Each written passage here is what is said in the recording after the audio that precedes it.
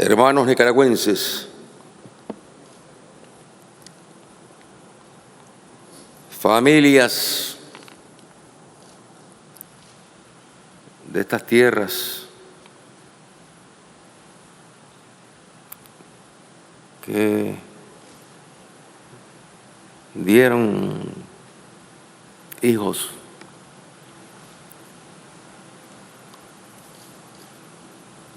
como Diriangén,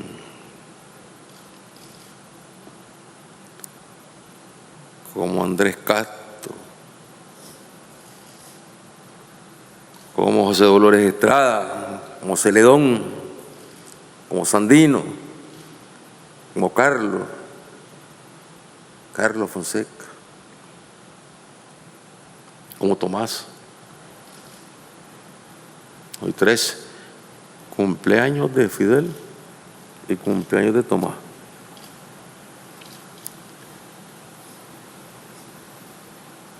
Y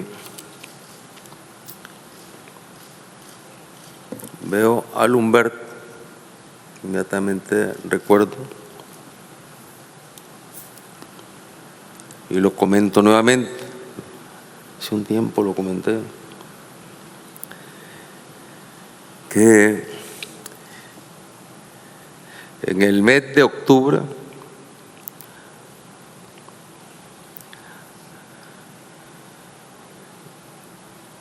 hicimos un recorrido por las minas en el mes de octubre del año 1979, recién el triunfo de la revolución.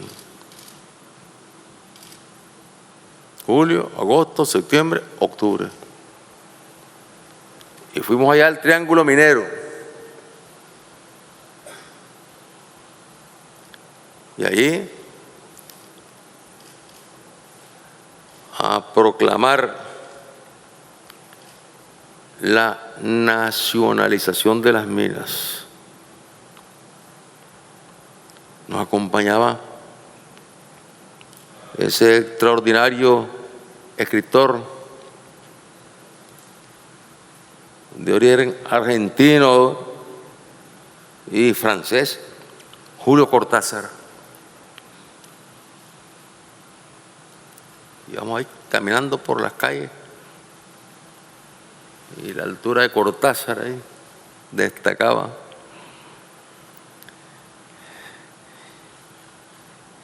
Nos acompañaba también René Vivas, recuerdo, entre otros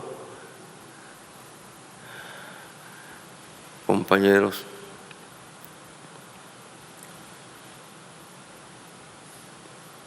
Íbamos a ese acto. Se suponía que luego regresábamos a Managua. Recién se había instalado el gobierno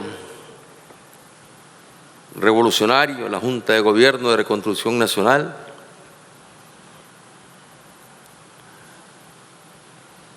Ya para septiembre se había emitido el decreto de la creación del ejército.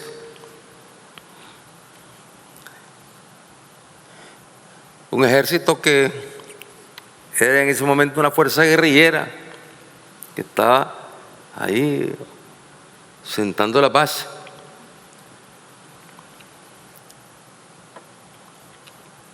Sin mayores armamentos,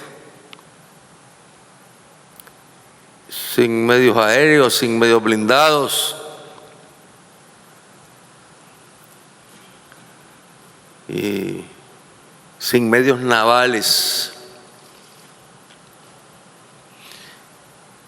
Y dijimos, vamos a hacer un recorrido por la costa.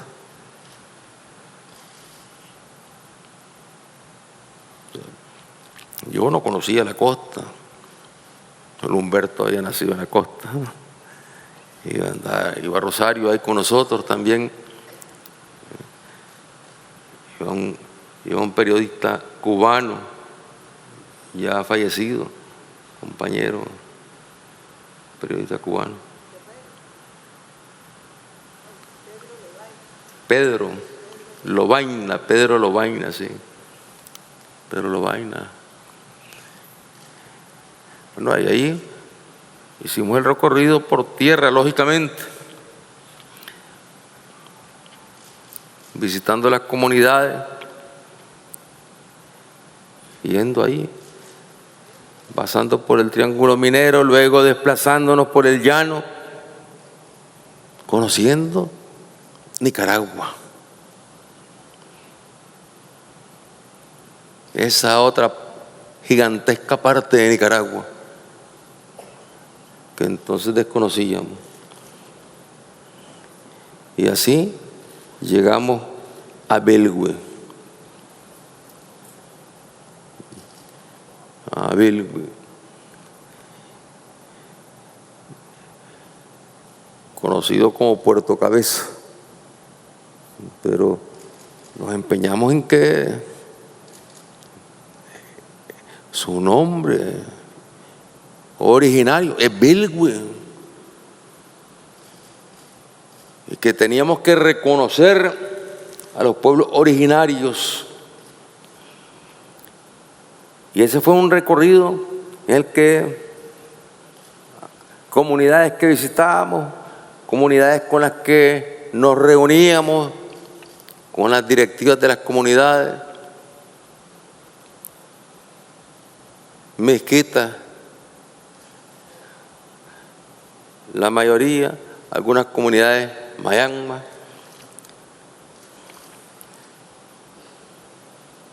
estamos hablando de la zona norte del Caribe, donde también hay alguna población afrodescendiente, pero bien sabemos que la población afrodescendiente se concentra ya en el Caribe Sur, en la región autónoma del Caribe Sur.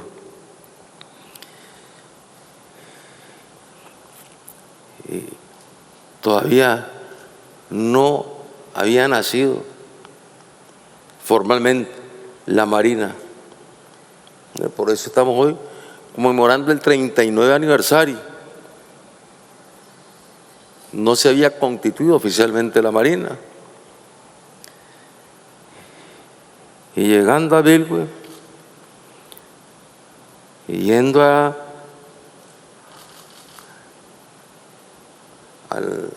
la zona del puerto, y nos encontramos con un guardacosta.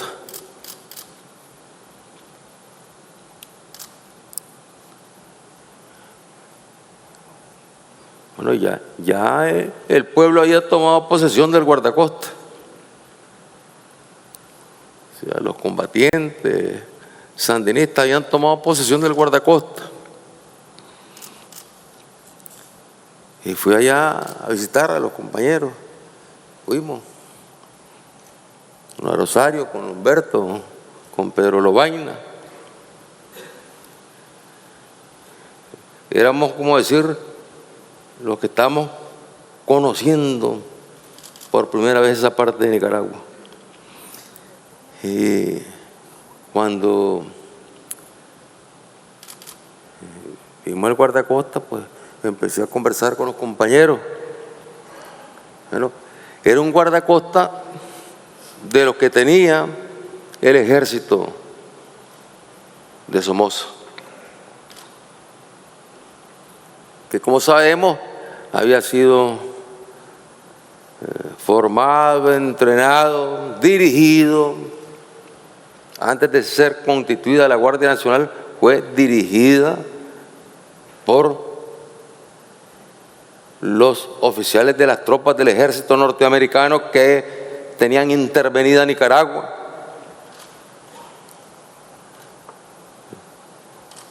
Y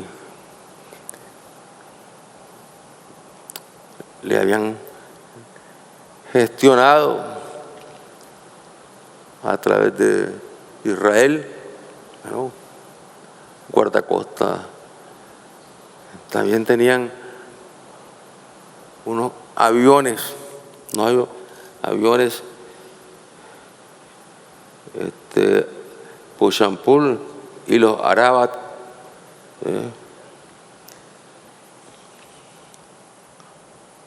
con los Pushampul fue donde nos vimos la cara, allá en octubre. Primer combate que teníamos nosotros ahí con una ametralladora calibre 30 y el avioncito disparando cohetes.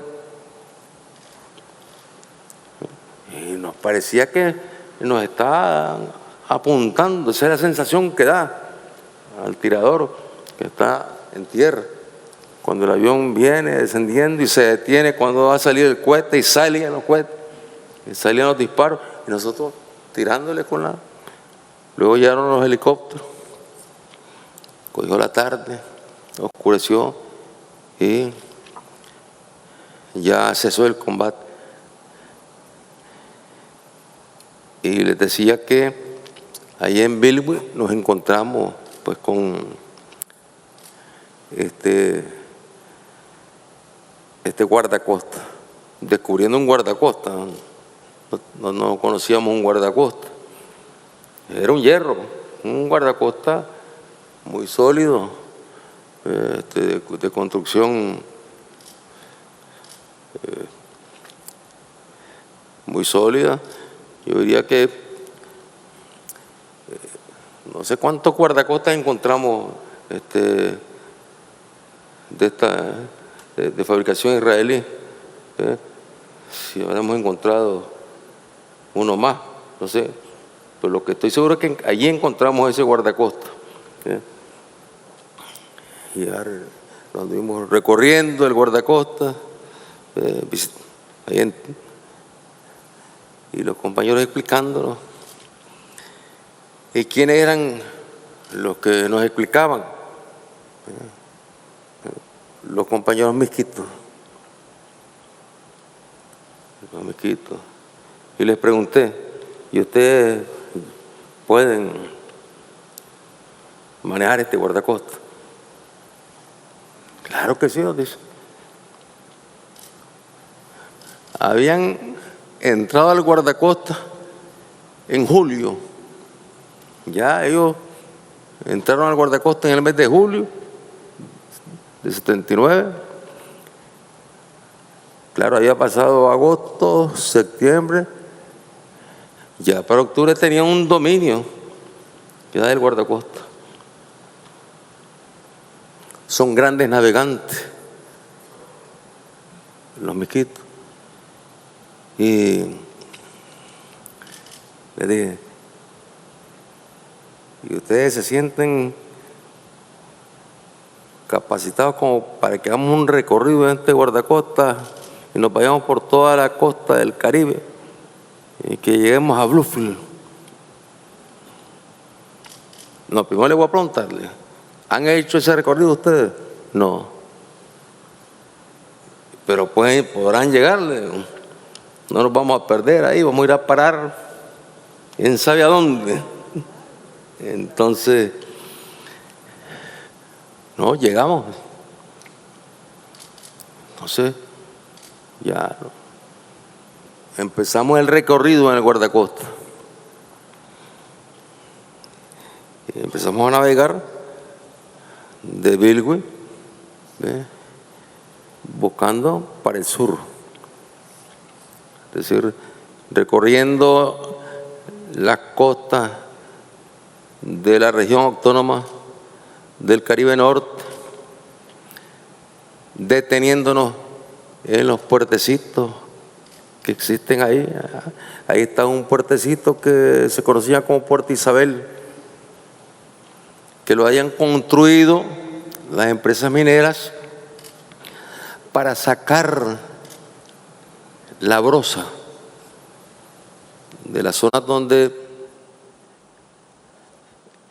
tenían ellos las concesiones mineras, pero en lugar de procesar y que el país o el gobierno tuviera idea de qué cantidad de oro se llevaban, lo que se llevaban era la brosa. La sacaban en barcaza y la iban a procesar al norte. ¿Cuánto oro se llevaron ahí? Ni idea tenemos. Y recuerdo que ahí desembarcamos en el puertecito, anduvimos recorriendo el pueblo y así las diferentes comunidades, y ya acercándonos a Bluefield,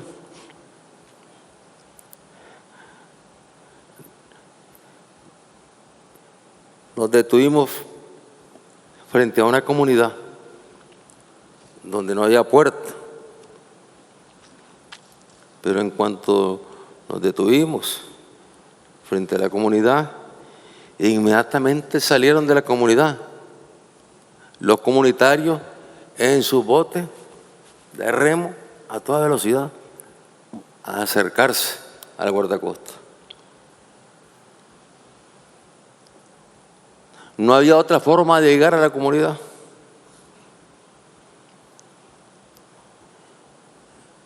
Es decir, por tierra no había acceso a la comunidad. Solamente por mar o tal vez por río allá adentro, pero el acceso era, y eso lo sabían los comunitarios, en barco que se para frente a la comunidad, ahí viene gente. Viene gente que vendrá a dar su vuelta, a comprar algunas cositas, a comer. Entonces descendimos del guardacosta, bajamos a los botecitos y ya nos transportamos a Tasbaponi. Y en Tasbaponi descubrimos el primer sitio que conocíamos nosotros, por lo menos que llegamos de esta zona, totalmente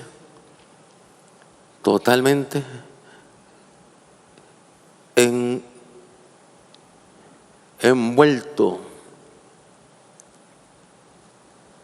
cobijado con la naturaleza. Ahí nunca había entrado un vehículo a Tasbaponi. Ahí nos extrañamos cuando vemos las casitas y que no había cerco, ni cerco de piedra, ni cerco de madera, mucho menos cerco de concreto, ni cerco de alambre que dividiera un lote de otro lote donde estaban las viviendas. Una comunidad donde las gallinas y los cerdos, los chanchitos y la vaca se movían libremente también. Un sentido comunitario extraordinario que nos asombraba encontrarnos con esa realidad.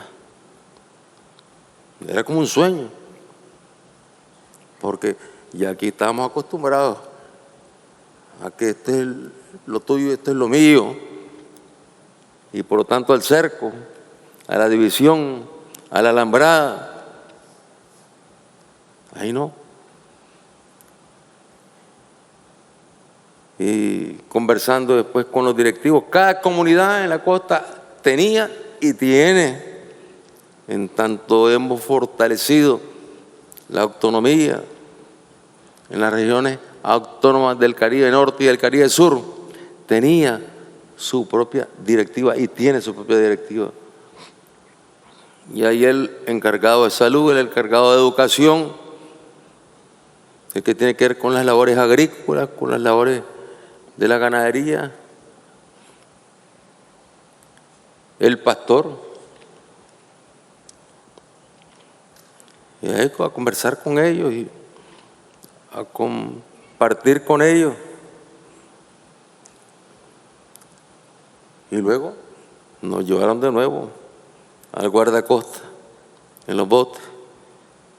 Subimos al guardacosta y continuamos el recorrido.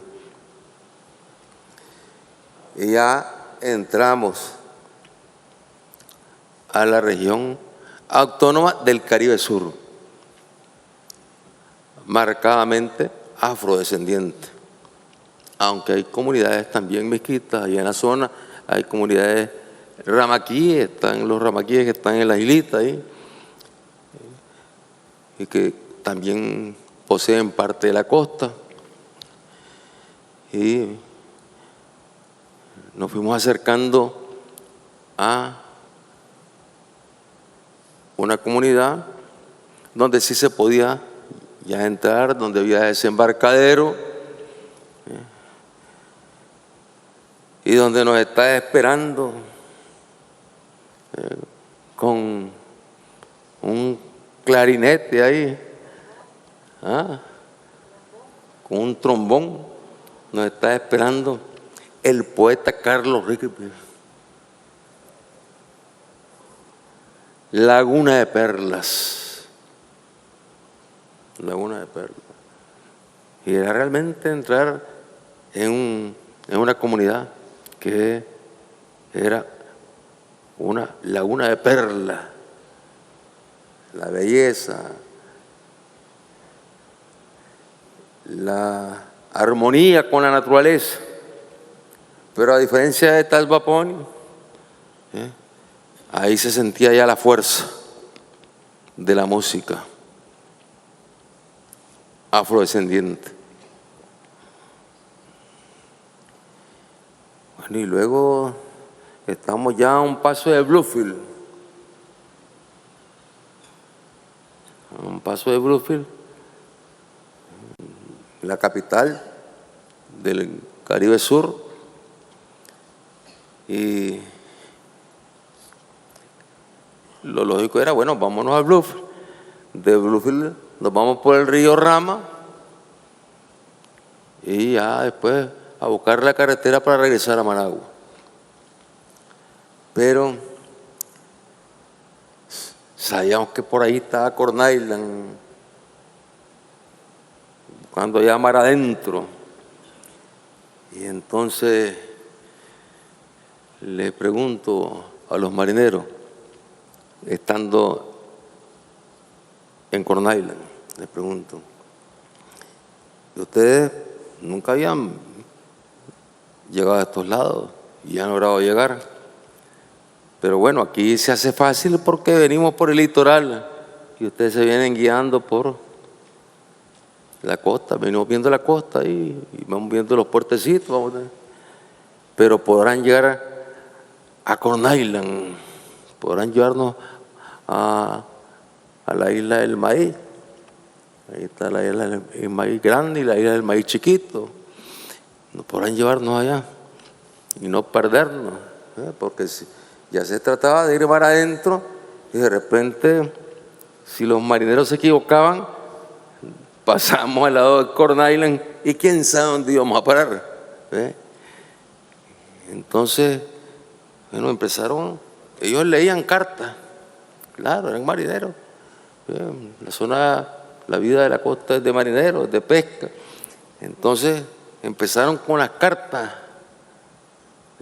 que tenían, que encontraron en el guardacosta, empezaron a estudiarlas, a verlas, y hablaban entre ellos en miquito.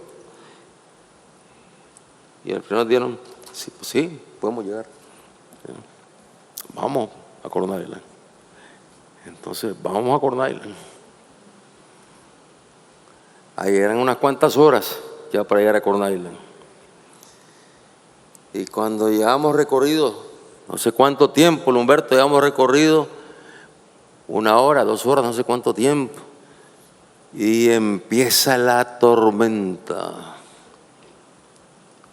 Ya mar adentro, una tormenta, una tempestad. La lluvia, los truenos, y el guardacostas que saltaba sobre las olas enormes, y volvía a caer. Bueno, y nosotros bastante preocupados, y los miquitos más bien con cada golpe de ola gritaban de alegría, se sentían en dominio del mar, se sentían que estaban en su propio hábitat. Y seguíamos navegando ya en medio de la violencia del oleaje y bastante preocupados porque corría el tiempo y no veíamos luces, porque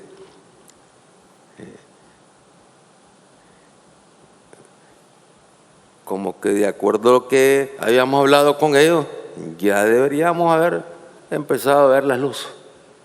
Y buscamos las luces nosotros y nos miramos las luces. Y total que se nos volvió a aquella navegación que llenaba tanto de alegría. Nosotros, bueno, dijimos, ¿quién sabe dónde vamos a parar? Ya teníamos dudas. Dijimos, yo creo que ya pasamos Corn Island. Ya pasamos Corn Island y quién sabe dónde vamos a parar. Pero de pronto empiezan a gritar los miquitos. Fueron los primeros en ver la lucecita ahí en Corn Island. Y ya nos aproximamos, llegamos a Corn Island, bueno, y todos ahí contentos, respiramos, todos respiramos.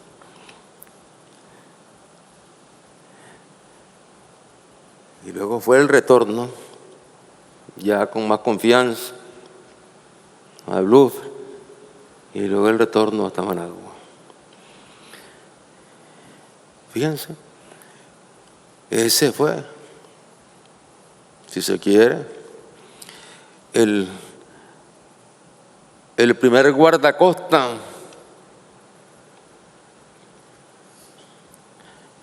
que en ese momento, con esa travesía, estamos bautizando, el primer guardacosta de la Fuerza Naval, que todavía no se había constituido formalmente, pero ahí estaba ya bullendo, estaba ahí bullendo la Fuerza Naval. Hoy estamos en el 39 aniversario de la Constitución, ya como institución, y le informaba a nuestro pueblo, nos informaba el comandante en jefe del ejército, el general Julio César Avilés, ¿cómo? Ahora tenemos 2 corbetas. Son fabricadas en Holanda, ¿eh? En Holanda, sí, 2 corbetas, pero fabricadas en Holanda. Y otros barcos para proteger nuestras costas, resguardar nuestra soberanía, combatir el narcotráfico, el crimen organizado, proteger la pesca, etcétera, que eran las de mayor dimensión que teníamos, pues, y las teníamos allá en el Caribe. Ahora están aquí en la zona del Pacífico, reforzando la zona del Pacífico.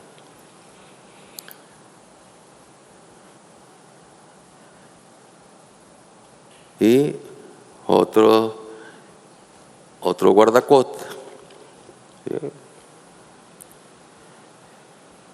que hacen que tengamos una fuerza naval, digamos, que ha alcanzado la capacidad operativa, tanto por los medios navales como por la capacidad también de los marineros, para poder resguardar la soberanía nacional y participar también, como bien lo explicaba nuestro jefe de la Fuerza Naval, el contraalmirante Ángel Eugenio Fonseca Donaire. Muy claro le explicaba a usted, querido hermano, querido compañero. Labores en las elecciones recién en la costa del Caribe. Ahí es determinante la participación de la Fuerza Naval para que pueda realizarse las elecciones.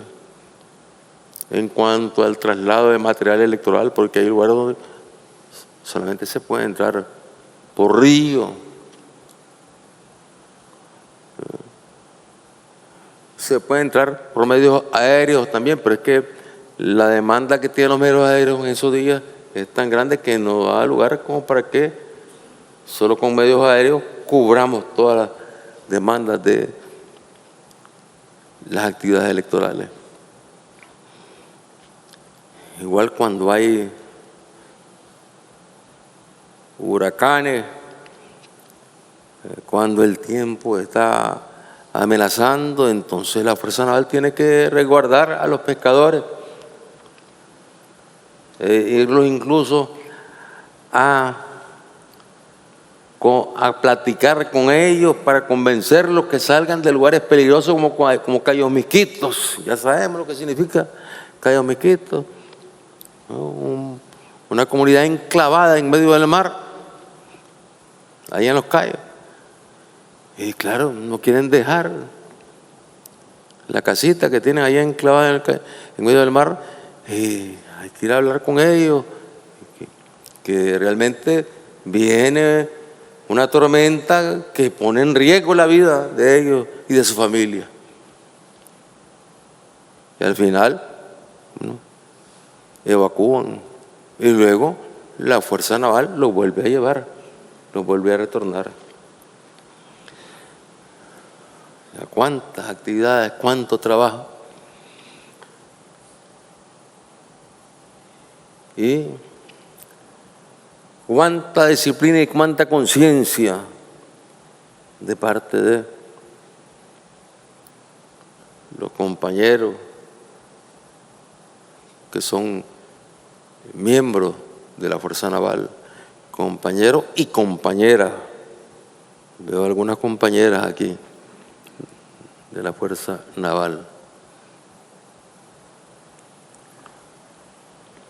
De sus familias, el acompañamiento de la familia para un soldado, para un policía, para un miembro de la Fuerza Naval, realmente demanda de mucho espíritu solidario, de mucho sacrificio, porque no es el trabajo de 8 de la mañana a 5 de la tarde, o de 5 de la mañana a 10 de la noche, donde la familia sabe que así como salió por la mañana va a retornar por la tarde el trabajador. No, es un trabajo sin horario y un trabajo donde, bueno, no se puede planificar una visita tal y tal día, porque ya sabemos que el horario de un soldado, de un policía, está determinado por su compromiso de dedicarle sus capacidades e incluso dispuesto a ofrendar su vida para defender a la ciudadanía, para defender a las familias, para defender a la patria.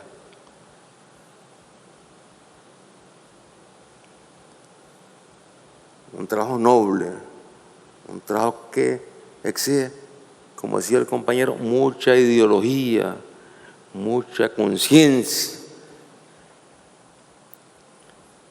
¿Y cuál es la ideología que tiene que privar la ideología de la solidaridad, de ese principio cristiano que todos conocemos, de amar al prójimo como a ti mismo, que es lo que le da la fortaleza a los soldados, a los policías, y le da la fortaleza a sus familiares para acompañarlos, aún en la distancia, aún en largos periodos sin poder verlos, sin poder encontrarse, acompañarlos y sentirse siempre cerca, uno con los otros. Y a la vez, la Fuerza Naval, las instituciones del Ejército, de la Policía, ahí a la orilla, al lado del pueblo, al lado de las familias, haciendo con ellos una sola familia, que es lo que explica el respeto, el aprecio, el cariño de que gozan los soldados y los policías de parte de la familia de la ciudad y el campo. Y cómo colaboran para combatir el crimen, el narcotráfico. Cómo colaboran. ¿Para qué? Para garantizar la paz y la estabilidad en nuestro país.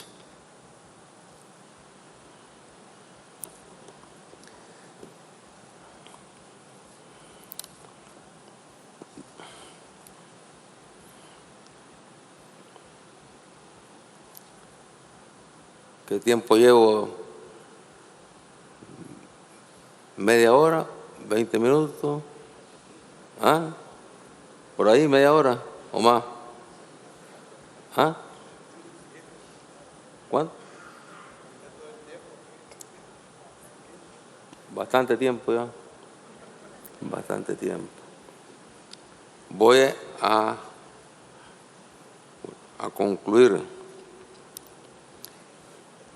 Pero como decíamos, saludando a los familiares de los héroes y mártires que han dado su vida, trabajando desde la Fuerza Naval, que han dado su vida por las familias nicaragüenses, por el pueblo, por la paz, por la patria.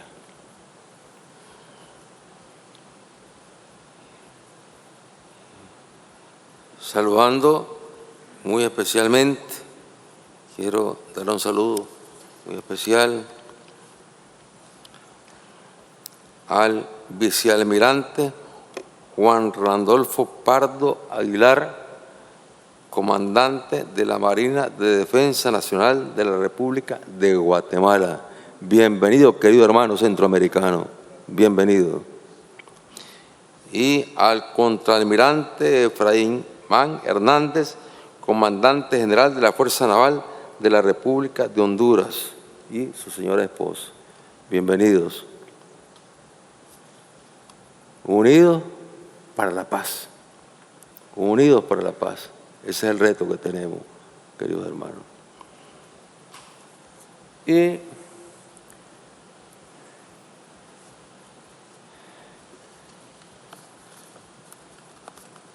tenía aquí,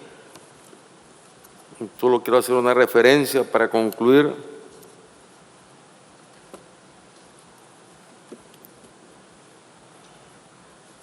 Porque nada puede caer en el olvido. Nada debe caer en el olvido. Y está viendo a nuestro querido hermano Manuel Coronel, que está al frente de la autoridad del Gran Canal. Sí, al frente de esa autoridad del Gran Canal.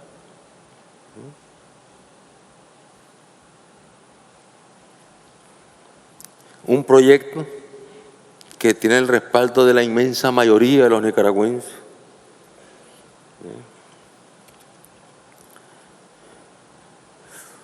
un proyecto. ¿Ves? Tengo aquí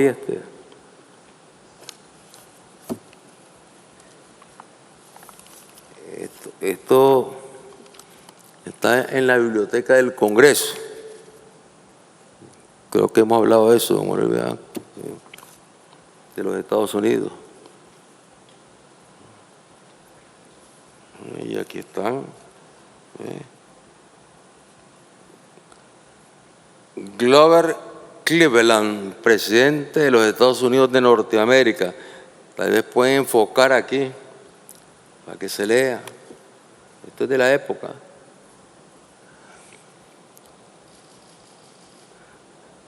Presidente de los Estados Unidos de Norteamérica, dirigiéndose al Congreso de los Estados Unidos de Norteamérica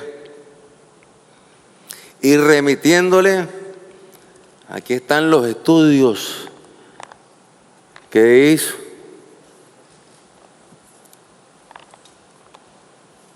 Bueno, por su propia iniciativa, por la fuerza que tenían. ¿Qué hizo? El gobierno de los Estados Unidos, por instrucciones del Congreso de los Estados Unidos, y este estudio lo hicieron ingenieros del ejército, de la Fuerza Naval de los Estados Unidos, hicieron este estudio.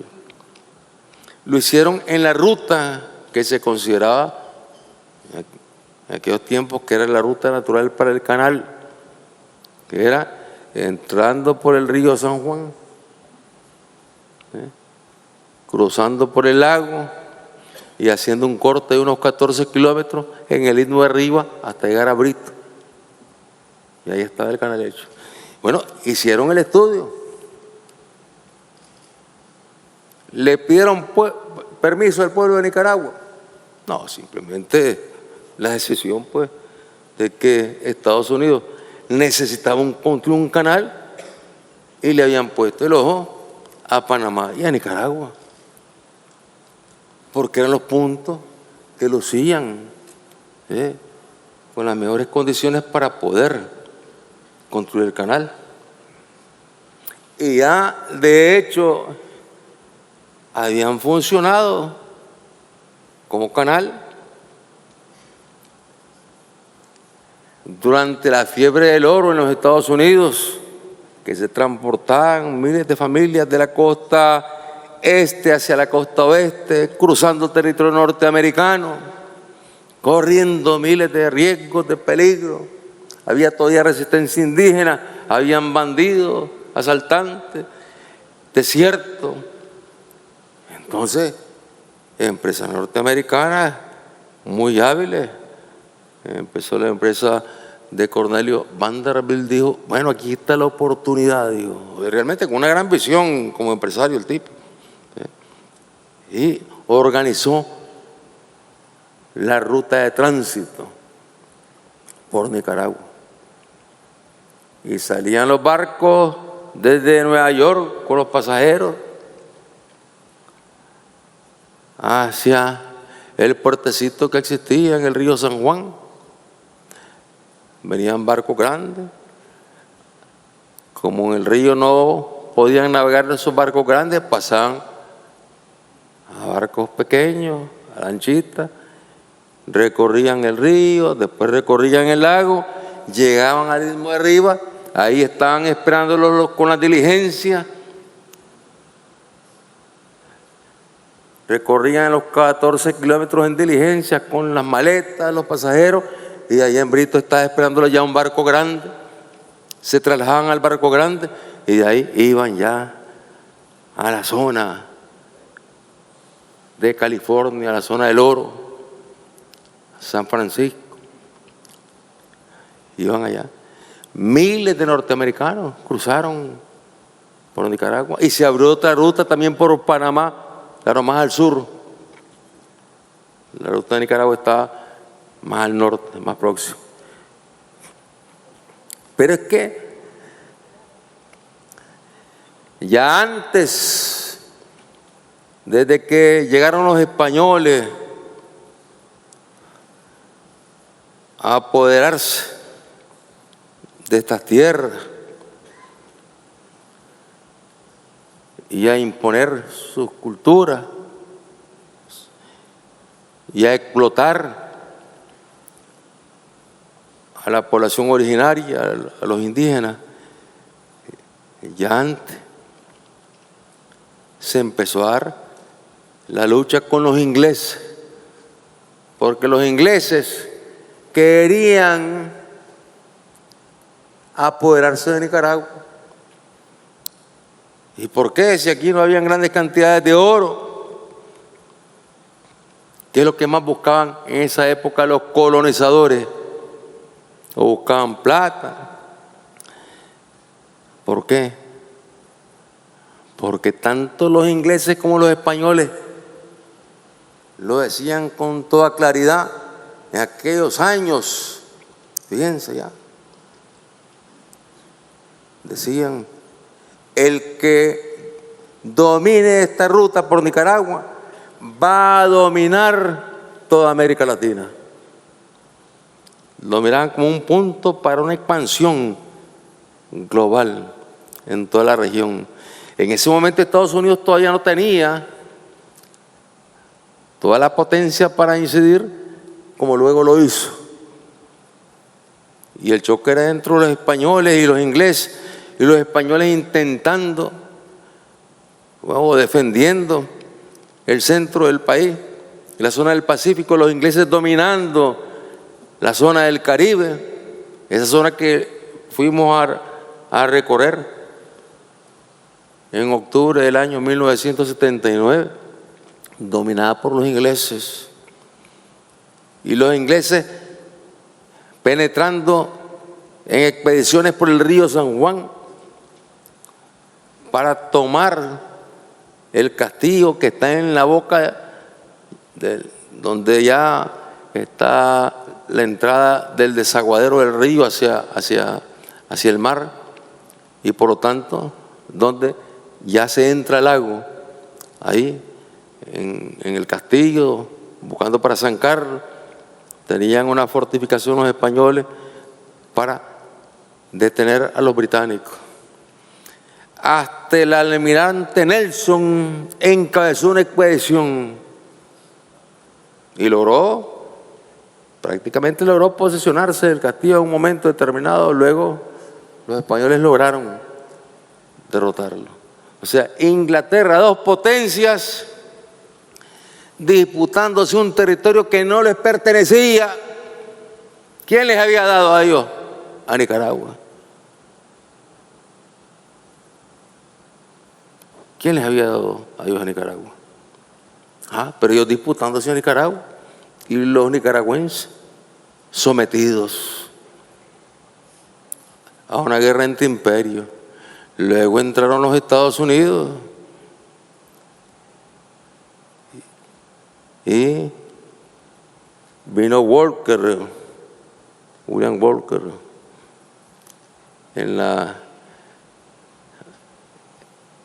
en el periodo de la ruta del tránsito, vino Walker, pero Walker venía con otra idea. Le interesaba adueñarse de Centroamérica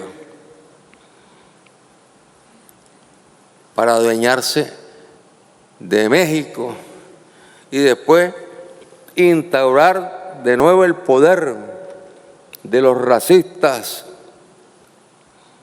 de los supremacistas en los Estados Unidos de Norteamérica. Walker pertenecía a las fuerzas que habían sido derrotadas en los Estados Unidos, que no admitían la derrota. Y los que trajeron a Walker aquí pensaban que traían a un mercenario y no se dan cuenta que traían a un ideólogo racista, supremacista. Y de repente se nombró presidente de Nicaragua y empezó a fusilar a los que lo habían traído. Y empezó la batalla contra Walker. Y Walker, ya viéndose derrotado, buscó cómo irse allá a la zona de Brito para que llegaran los barcos de los Estados Unidos a rescatarlo. Pero antes de retirarse, incendió Granada. Incendió Granada. Y dejó el rótulo, aquí fue Granada. Fíjense. Y ya luego les decía, este es un documento que dice mucho. Primero, que no es ninguna locura pensar en un canal por Nicaragua.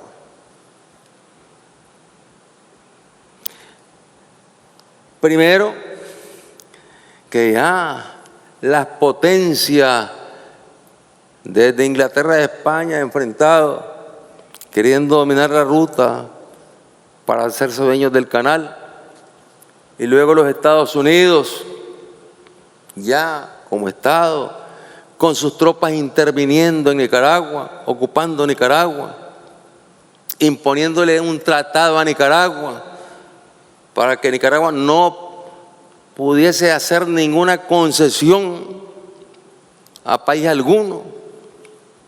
Era la época en que Estados Unidos decía, como lo quiere repetir ahora, América para los Estados Unidos. ¿Por qué? Porque no quería la competencia de Europa. Entonces, era una época en la que fueron entrando los Estados Unidos, llegaron a acuerdos con los británicos, y finalmente, bueno,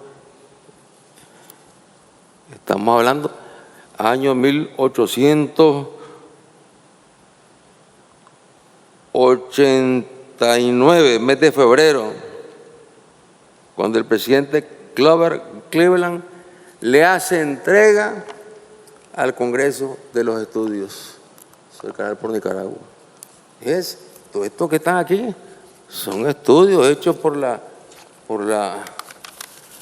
ingenieros de la fuerza del ejército norteamericano, de la fuerza naval. Les pongo aquí un tramo.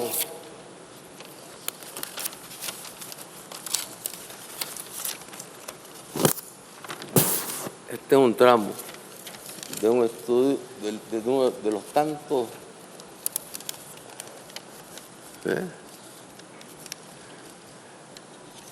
Son trazados estudios que fueron haciendo ellos en toda la zona. Dice Nicaragua Canal General Plan. Porque esto está en inglés. Lo hicieron ellos, está en inglés. General Plan, Showing, localización. Y luego habla del Atlántico y del Pacífico. Esto lo trabajaron durante varios años y lo presentaron en ese periodo. Bueno, luego se discutió en el Congreso norteamericano si el canal por Nicaragua o el canal por Panamá, y al final se decidió el canal por Panamá. Se decidió el canal por Panamá. Se decidió el canal por Panamá. Aquí están, fíjense, estudios.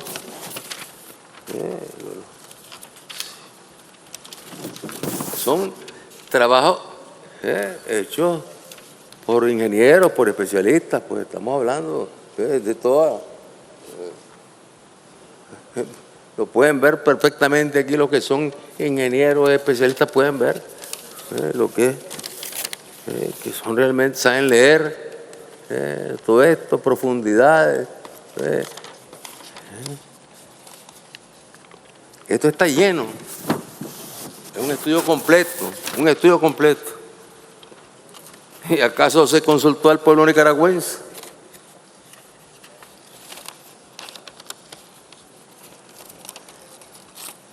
¿Acaso se hizo por mínimo respeto? Se hizo un convenio para hacer esto y que se tomara en cuenta al pueblo. No, sencillamente se hicieron los estudios y luego a discutirse allá en Washington, a discutirse allá en los Estados Unidos por dónde iba el canal, si por Panamá o si por Nicaragua, sin preguntarle al pueblo panameño y sin preguntarle al pueblo nicaragüense, simplemente ellos decidiendo allá en Washington. Y nosotros no hemos renunciado y al contrario, tenemos con el pueblo nicaragüense, históricamente tenemos el compromiso de que se haga una realidad del canal por Nicaragua.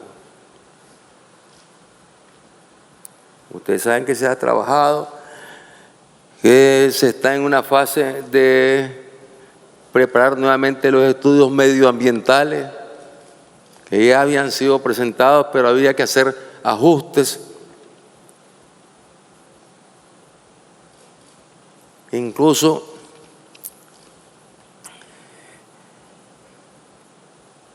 estando el presidente Obama en una reunión en Costa Rica con los presidentes centroamericanos, estábamos de pie conversando antes de sentarnos para empezar la formalidad. Ya estaba el tema del canal, ya estaba el acuerdo de Nicaragua, ya estaba constituida la autoridad del canal. Entonces, las autoridades costarricenses, con su típica práctica, ¿no?, de estar siempre buscando pleito con Nicaragua, estaban gritando contra el canal. Todos los días gritaban. Nosotros no respondíamos.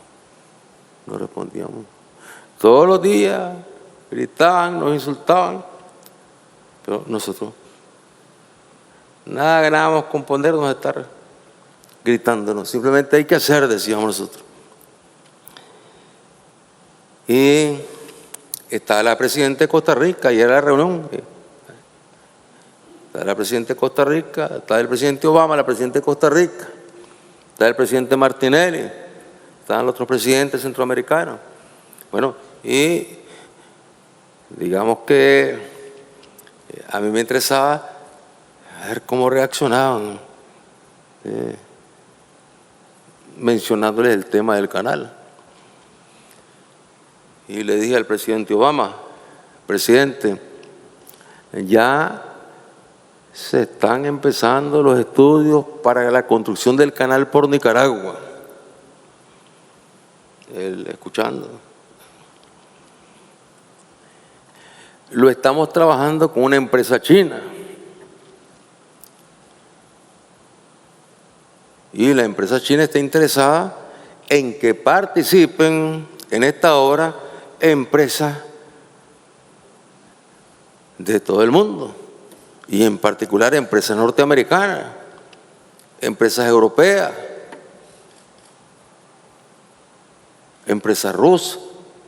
Es decir, que participe la comunidad internacional. ¿Por qué? Porque el costo de la obra es altísimo y la empresa lógicamente necesita organizar un gran fondo financiero para poder desarrollar esta obra.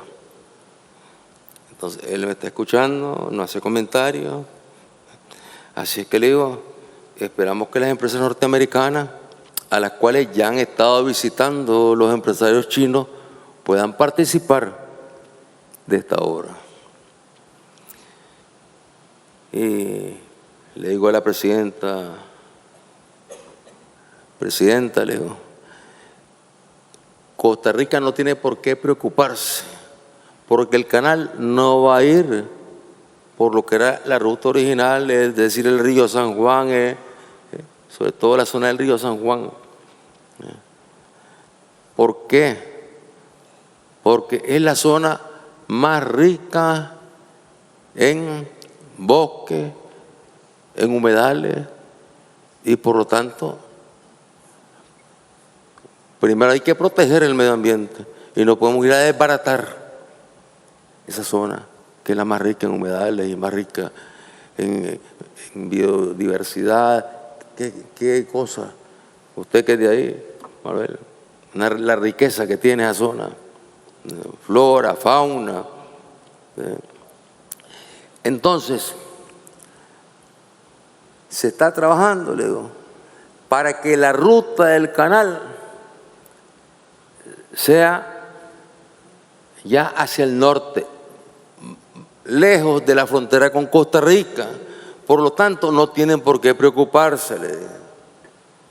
Entonces la presidenta Chinchilla no dijo nada, no comentó, pues no hizo comentario, pues simplemente yo puse pues que el canal no iba a pasar por el río San Juan, que era la gran preocupación que ellos manifestaban. Cuando estoy terminando de hablar, el presidente Martinelli, donde está el canal por Panamá, le dice: presidente Obama, nosotros apoyamos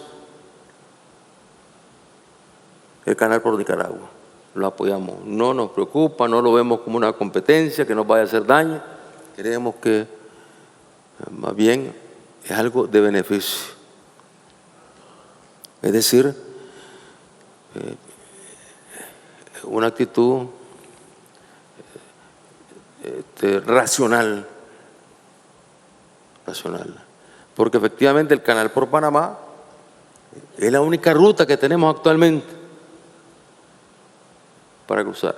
Y siempre, a pesar de que se amplió el canal por Panamá, ahí siempre hay que ir a hacer fila para poder, porque cada día es mayor el tráfico marítimo.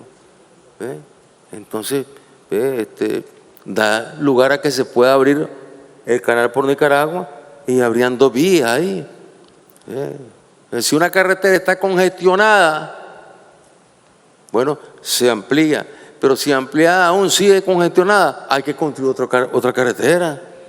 Es lo normal. En este caso, pues se trata de abrir el canal por Nicaragua, que no es una ocurrencia nuestra, porque de repente se presenta esto del canal por Nicaragua como que es una ocurrencia nuestra, que se nos ocurrió a nosotros, porque somos sandinistas, porque somos revolucionarios, se nos ocurrió que hay que hacer un canal por Nicaragua. Cuando desde la llegada de las potencias a América ya se empezó a pelear por el canal por Nicaragua, y donde aquí tenemos la mejor prueba de cómo el gobierno de los Estados Unidos dio a hacer un estudio.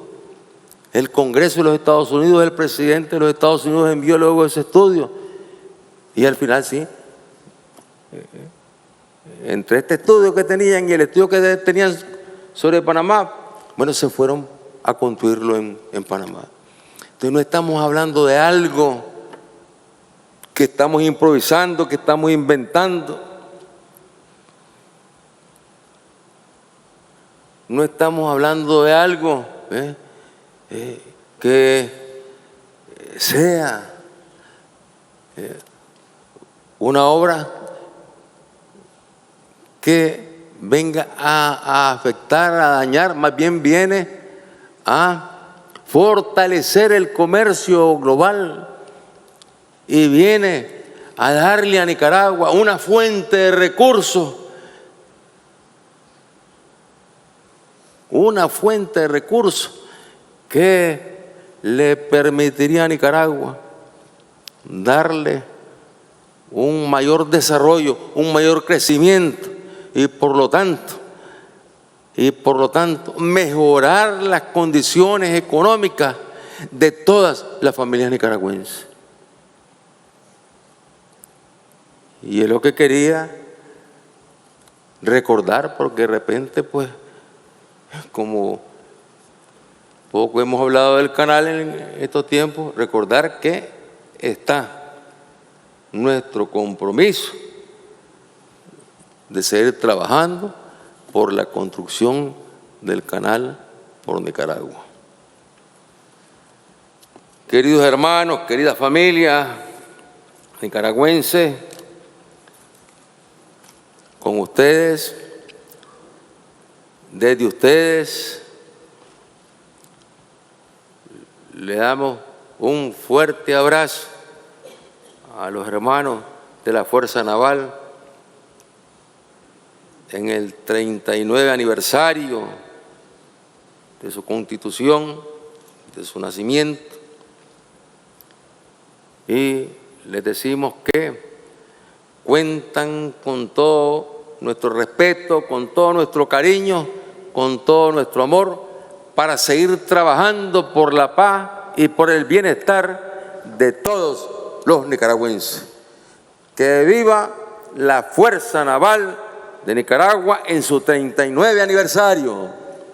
¡Viva, viva, viva! Que vive el Ejército de Nicaragua en su 40 aniversario.